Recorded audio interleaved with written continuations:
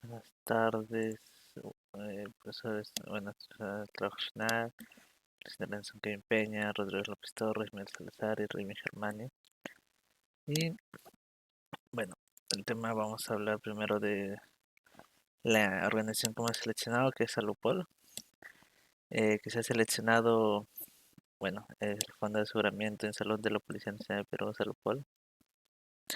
Y como problemática de la ausencia del uso de criptografía tenemos que Salupol gestiona información crítica de los efectivos policiales y sus familias, datos personales, financieros y salud, por ejemplo, historias clínicas, diagnósticos, tratamientos y coberturas.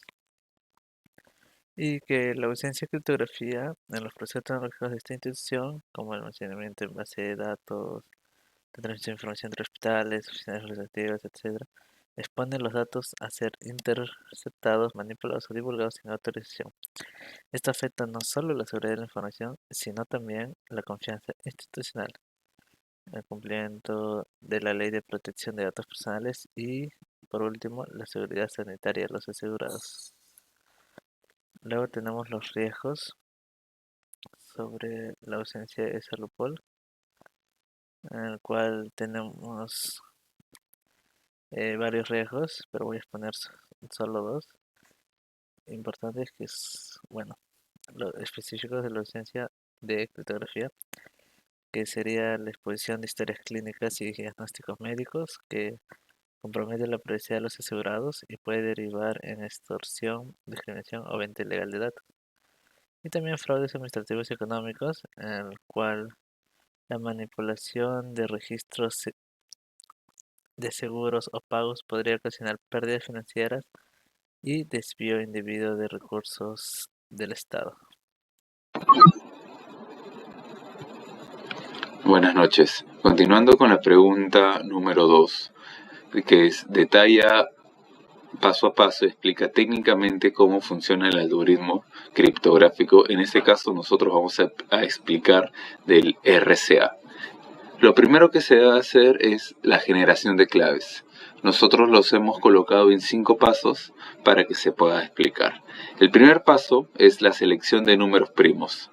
Se deben elegir 2 números primos grandes, en este caso P y Q.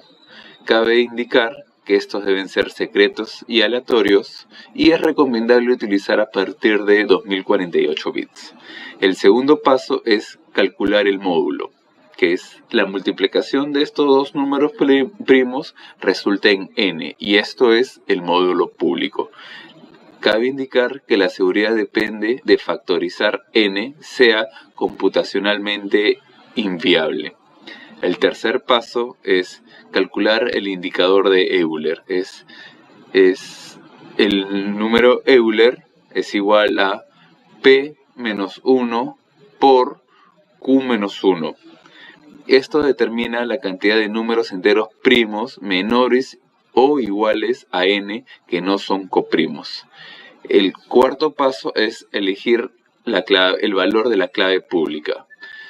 Entonces vamos a seleccionar E, tal que E sea mayor a 1, pero menor al indicador de Euler que hemos descrito en el paso número 3. ¿Esto cómo funciona? Se tiene que sacar el máximo común divisor de E y el indicador de Euler, y esto debe ser igual a 1. Entonces, con esto se determina que E y el número o el indicador de Euler son coprimos. Esta condición asegura que tenga el inverso modular. Por razones de seguridad y eficiencia, el valor estándar es 65.537. Esto es 2 a la 16 más 1, que es el número 4 de Fermat. Otros valores comunes que se utilizan son 3 y 17. El paso 5 es calcular el valor de la clave privada. Esto se debe calcular tal que D, una variable, sea igual a la inversa de E de I del indicador de Euler. Esto quiere decir que D es el inverso modular de E y el módulo de Euler. Y esto se calcula mediante el algoritmo extendido de Euclides.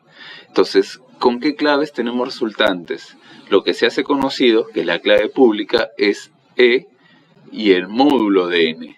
Y lo que se guarda para uno mismo, que es la clave privada, que es el D que hemos descrito, y los dos números primos, P y Q.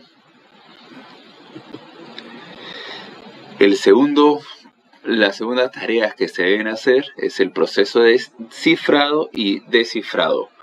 Para el cifrado, que es el paso número 1, se realiza con la clave pública.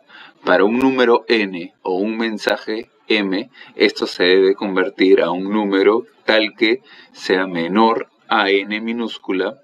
Entonces, se calcula que la c de cifrado es igual a n al exponente e módulo de n. Y para el mensaje, c es igual a m a la e módulo de n. Y el paso número 2, que es para el descifrado, con la clave privada para un número o mensaje cifrado c, es igual a n, es igual a c a la d, módulo de n, y para el mensaje m es igual a c módulo c a la d, módulo de n. Entonces, hemos puesto un ejemplo para que se pueda entender y dejar claramente cómo funciona el algoritmo de RCA. Hemos puesto números primos bajos. ¿Para qué? Para que sea fácil de entender. Entonces, ya hemos determinado que P y 53 son los dos números primos que vamos a utilizar. La multiplicación, que ya hemos explicado, que es el paso número 2, es 3233. Se realiza el indicador de Euler, cuyo resultado es 3120. Entonces, con esto podemos escoger que E es igual a 17 y que esto es un coprimo del indicador de Euler, que recordemos que es 3120. Ahora calculamos D, cuyo resultado es 2753. Como ya hemos visto en los pasos anteriores, esto se calcula a través del inverso modular. Entonces, ahora tenemos las claves públicas, que es 17, y el módulo de n, que es módulo de 3233, y las privadas, 2753, que es d, y los números primos 61 y 53. Para realizar el cifrado vamos a escoger un número, en este caso 65, para poder, un número pequeño para poder realizar estas operaciones. Entonces tenemos que C es igual a 65 a la E, en este caso es 17, por el módulo de N, que es 3233, cuyo resultado cifrado es 2790.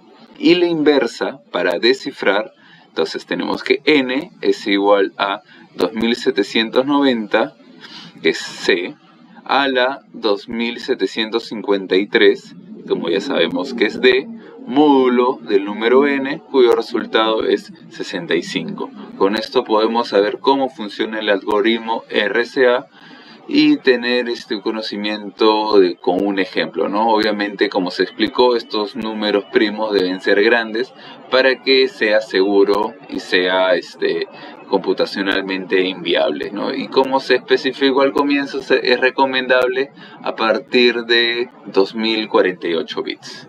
Gracias. Ahora doy paso. Buenas noches. Continuando con la exposición, nos ha tocado responder la pregunta número 3, referida a la tecnología que vamos a implementar con RCA. En este caso hemos optado por el TLS, que es el Protocolo de Seguridad de Transporte. Este estándar de seguridad establece un canal de comunicación cifrado entre un cliente y un servidor. Su principal función es garantizar la privacidad e integridad de los datos en tránsito. Los beneficios en este caso, son varios, entre ellos la alta seguridad, ya que el TLS utiliza una combinación de cifrado asimétrico, en este caso como es el RCA, y también el simétrico, para poder proteger datos mientras viajan por la red, asegurando de este modo la confidencialidad de la información. Por otro lado tenemos el rendimiento, aunque el handshake inicial del TLS añade un pequeño retraso, las versiones modernas del protocolo están altamente optimizadas. Una vez que se establece la conexión, el cifrado simétrico permite una transferencia de datos más rápida y eficiente. Por otro lado tenemos el cumplimiento normativo. En este caso el uso de TLC visible como el candado y HTTPS en la barra de direcciones de un navegador es un requisito indispensable para cubrir las regulaciones como PCI y DSS, los cuales exigen protección de datos de pago en línea. Y por último, la autenticación. TLS simplifica la autenticación del servidor al utilizar certificados digitales. Esto asegura que el cliente que se está comunicando con el servidor legítimo y no con un impostor.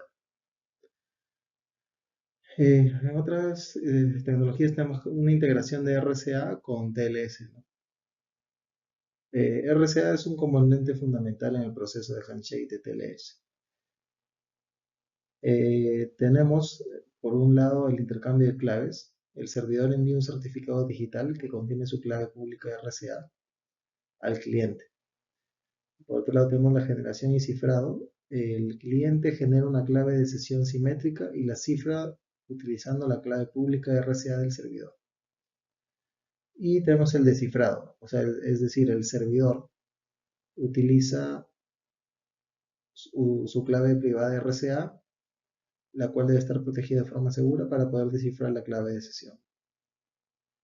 Entonces, tanto el cliente como el servidor utilizan clave de sesión simétrica para poder cifrar toda la comunicación. Y de este modo se logra una conexión segura y, y de alto rendimiento.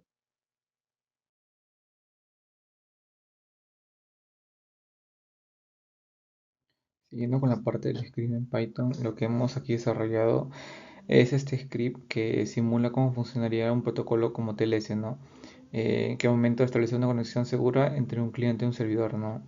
Ahí lo que se busca es intercambio de información de manera confidencial, ¿no? En el que nadie pueda leer los mensajes que se transmiten, ¿no? Ahí, por ejemplo, primero tenemos la primera parte que es la generación de llaves. Ahí primero el servidor es donde genera el par de llaves, tanto la pública como la privada. La pública va a ser compartida con el cliente, mientras que la privada se guarda en el servidor, ¿no? Luego, para la generación de una clave de sesión simétrica que es el AES, el cliente va a crear una clave y esa clave es la que se va a usar para cifrar los mensajes, ¿no? Ya que el cifrado simétrico es mucho más rápido, ¿no? Después viene la parte que el cifrado del mensaje con el AES Galloy Counter Mode y ahí es donde toma el mensaje y lo cifro, ¿no? Usando la clave, ¿no? Ahí lo que tenemos es un mensaje cifrado de forma segura y todavía necesitamos también enviar esta clave al servidor, ¿no? Luego tenemos la protección de la clave con RCA. Ahí lo que hacemos es enviar la clave a AES al servidor y donde es el cliente la cifra con la llave pública de RCA del servidor y eso es lo que nos ayuda es que solo el servidor con la llave privada pueda cifrarla. Este paso sería como el intercambio, ¿no? Seguro. Entonces ahí luego sigue la parte de la recepción del servidor, es donde recibe la clave cifrada y la descifra con su llave privada de RCA. Entonces ahí es donde recupera la misma clave de sesión que el cliente había generado. Y por último ya tenemos la parte del descifrado del mensaje con la clave, ¿no? Ahora que tenemos tanto el cliente y el servidor ya tienen la misma clave, el servidor ya puede descifrar el mensaje original, ¿no? Y ahí es donde podemos ver el mensaje, ¿no? Ya se puede, es en texto plano, ¿no? Donde se puede ver, ¿no?